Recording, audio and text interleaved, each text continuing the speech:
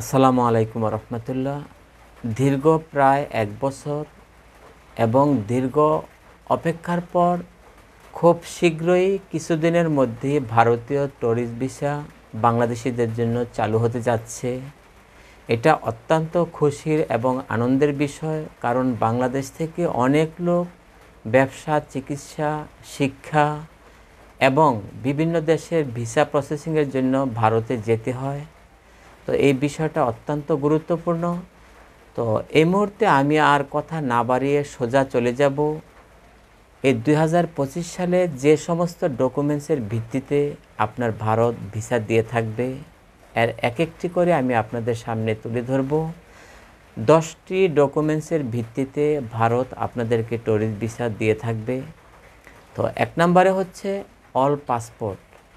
আপনাদের যাদের এক বা একাধিক পাসপোর্ট আছে, ভিসা অ্যাপ্লাইয়ের সময় অবশ্যই সব কয়টি পাসপোর্ট সাথে থাকতে হবে। এবং এখন থেকে নতুন নিয়ম হচ্ছে পাসপোর্টের মেয়াদ কমপক্ষে 8 মাস থাকতে হবে। 2 নম্বর হচ্ছে ব্যাংক স্টেটমেন্ট।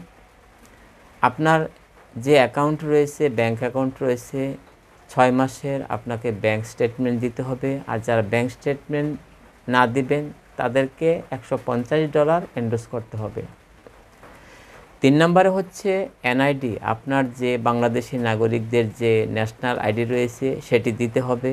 4 নম্বরে হচ্ছে ছবি 2x2, ব্যাকগ্রাউন্ড সাদা, অবশ্যই সাম্প্রতিক তোলা ছবি হতে হবে।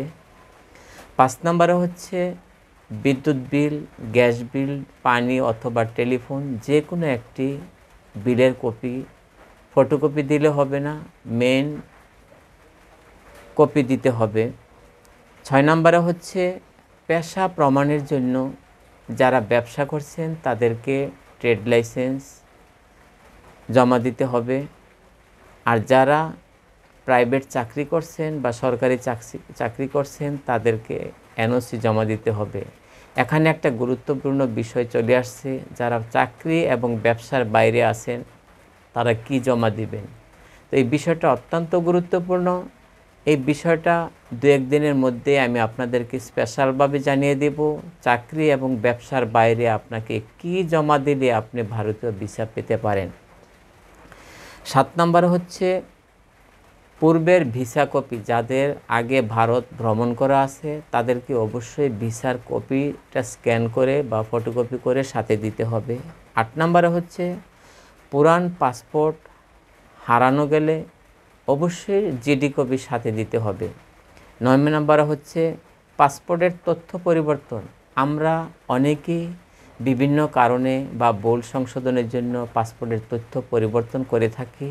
তো তথ্য পরিবর্তনের যে তথ্যগুলো সেগুলো আপনাকে সাথে দিতে হবে। 10 নম্বরে হচ্ছে ফি।